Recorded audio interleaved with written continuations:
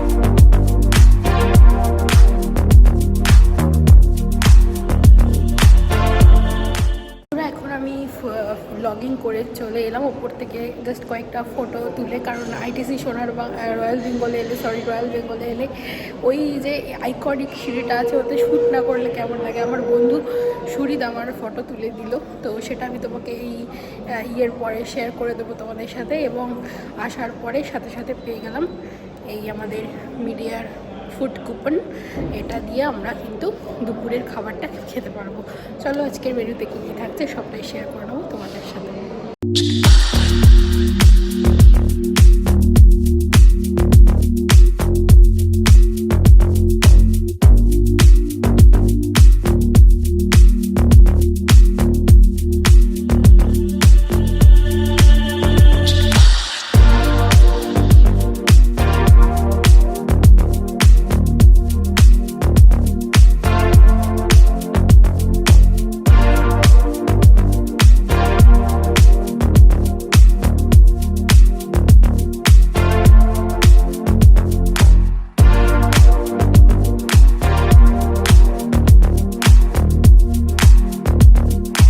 খাওয়া দাওয়া হয়ে গেছে এবং খাওয়া তোমাদের দেখালাম কীরকম ছিল।